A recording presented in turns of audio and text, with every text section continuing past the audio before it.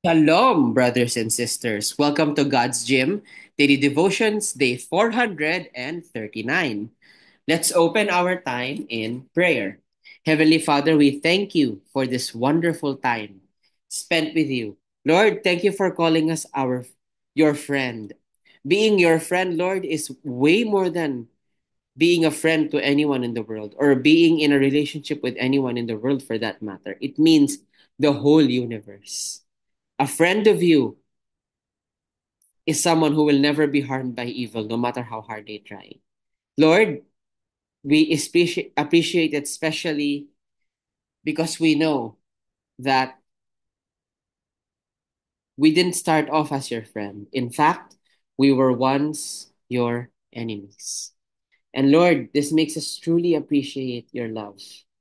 How much you care enough, Lord. How much you care enough, Lord, to save us, reconcile us with yourself, and have us go from slave of sin to friend of God. Lord, as we discuss, as we discuss this further today via today's passage, be with us as you are the only one who can teach us without misinterpretation. We love you, our dearly beloved Lord Jesus. In Jesus' mighty name we pray. Amen. Okay, the title of today's Devo is Robin Hood and Little John. I'm sure some of you would be familiar with Robin Hood of Sherwood Forest. And no, I'm not just talking about the Disney movie, where Robin Hood is basically a wolf, but it's the same story. I'm talking about, you can read about it. It's actually a book, and it's a very good story too. So we're going to look at one part of that story today. Okay, but before we look into it, let us first read today's passage. Romans chapter 5, verse 10. I'm going to give you a few seconds to find your position.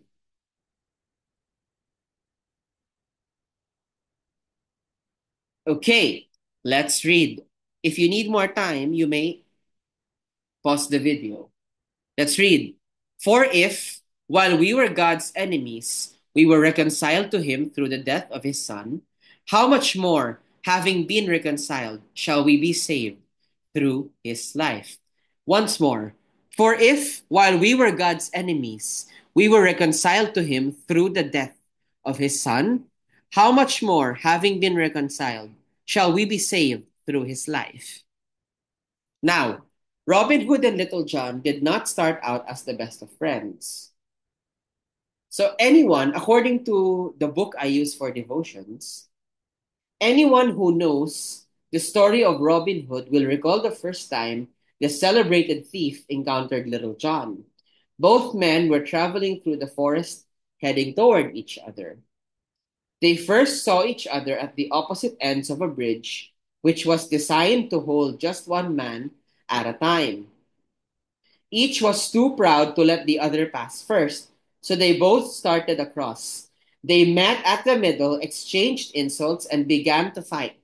As the story goes, both men fell into the waters below. Later, as they recovered on the banks of the river, they began to laugh at themselves. Subsequently, they became the best of friends.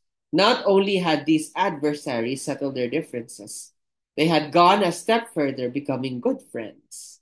So they were crossing a bridge at the same time, and since they were too proud to let the other pass, they fought over it. And after a while, they just laughed at it and then became friends. So before we became Christians, similarly, we were like Robin Hood and Little John. Okay? Except it was not God who was proud, it was us who was proud. We were too proud to see our sinful selves. We were too proud, so proud, in fact, that we bit from the tree of knowledge, thinking we would become like God. We believed the serpent's lies with our pride. So what happened? We broke it.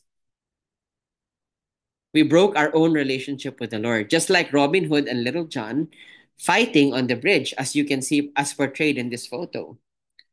So before we became Christians, we were in effect opposed to God. Our surrender to Him didn't lead to a mere master slave relationship. As Paul says, Jesus Christ's act of love has made us His friends. I remember there is this song online that I really love. It's the Christian version of of the song "Days in the Sun" from Beauty and the Beast, and I like how it ended.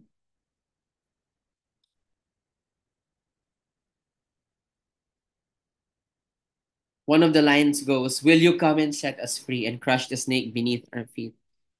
Days in the sun will return. We must believe that you spoke true. You won't give up till we're back with you." It's true. Our days in the sun are gone because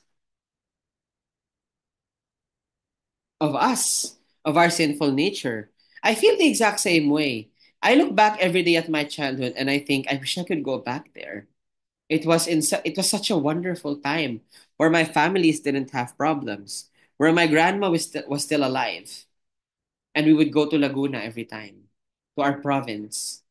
It just hurts that I will never have those times again. My days in the sun are gone. My childhood has died. And now I'm facing a lot of problems. My grandma died last year. My mom's medical needs, which I'm currently anxious for. But here's the thing, our days in the sun might be far behind us, but the Lord is before us. He fixed it, so we will spend eternity with Him. Isn't that wonderful? We are friends of God, and that's way more than any relationship can offer. It's greater than earthly friendships, and I do apologize for saying so. I don't mean to cause offense, but it's better than even marriage. It's better than anything this world can offer. We are friends of Christ, not His slaves.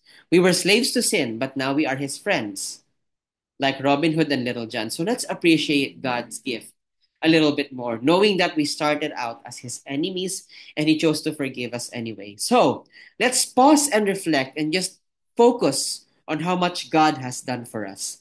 This is why last Valentine's Day, I encouraged us to remember Him, to celebrate Him instead, right? I mean, I'm pretty sure if the person you're celebrating Valentine's with is a Christian, he or she would understand. So, let me ask you, what is the greatest love story? What does it mean to be a friend of God? Please remember, you are free to put your answers in the comment section down below. You are also encouraged to put in your prayer requests, prayer praise items, or anything at all that you would like to share with us. In this way, we will know exactly how to pray for you. And with that, let us close our time in prayer. Dear Heavenly Father, we thank you for your awesome gift of salvation. Lord, from the time that Adam and Eve bit from the tree of knowledge, we begged you for help. Will you come and set us free and crush the snake beneath your feet? And even though it was our fault, Lord, you chose to do so. You came down here. And Lord, we always believed you spoke through, that you would never give up till we're back with you. And Lord, we are once again holding your hands because of Jesus. Lord, truly you are our beloved, our soulmate, and being your friend is way better than earthly friendships, than earthly marriage, anything at all that this earth can offer. We would trade any of these to be friends with you. Heavenly Father, thank you because we don't deserve it. We made ourselves your enemy, and yet you still chose to forgive. We love you, Lord. In Jesus' name we pray. Amen. That will be all. God bless and keep you. Shalom, shalom, brothers and sisters. Shalom, shalom.